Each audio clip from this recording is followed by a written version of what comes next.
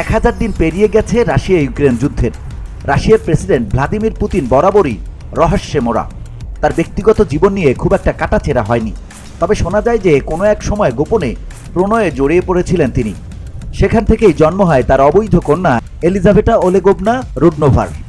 শোনা গেছে ইউক্রেন যুদ্ধ শুরু হওয়ার পর থেকে নাম পাল্টে লুইজা রোজাভো নামে প্যারিসে আত্মগোপনে রয়েছেন 21 বছরের ওই তরুণী, যাকে নাকি হুবহু দেখতে পুতিনের মতোই।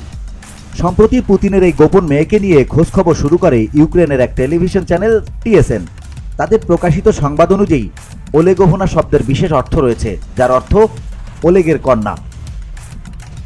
ওই সংবাদ মাধ্যমের দাবি ওলেগ রুডনোভ নামে পুতিনের এক সহযোগী ছিলেন। বড় বড় রিয়েল এস্টেটের ডিল পাইয়ে দিতে রুশ প্রেসিডেন্টকে সাহায্য করতেন তিনি। 2015 সালে মৃত্যু হয় ওলেগের। যুদ্ধ শুরুর আগে পর্যন্ত নাকি এই ব্যক্তির আত্মীয়ের পরিচয় ব্যবহার করতেন লুইজা।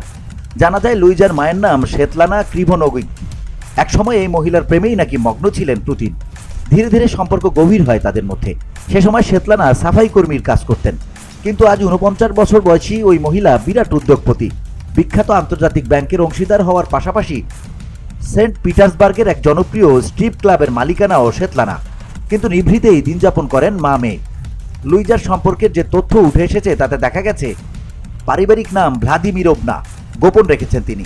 একসময় Paris school of management and আর্টসের ছাত্রী ছিলেন লুইজা।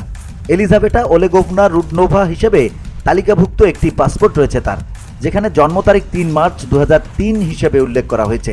পড়াশোনার পর রাশিয়াতেই ডিজে হিসেবে দীর্ঘদিন কাজ করেছেন পুতিনের মেয়ে। 2021 সাল পর্যন্ত লুইজা সোশ্যাল মিডিয়ায় খুবই অ্যাক্টিভ ছিলেন। নিয়মিত ছবি ভিডিও পোস্ট করতেন। কিন্তু 2022 সালে ইউক্রেন যুদ্ধ শুরু হওয়ার পরই নিজের ফেসবুক অ্যাকাউন্ট মুছে ফেলেন লুইজা। পুতিন বিশেষ সামরিক অভিযান ঘোষণা করতেই অনেকে তার পোস্টের নিচে ইউক্রেনের পতাকার ছবি দিতেন। বাংকারে লুকিয়ে থাকা নিয়ে নানা কথা বলতেন। সেই থেকেই লুইজা পরিচয় বদলে আত্মগোপনে রয়েছেন প্যারিসে। BOD Bangla news desk.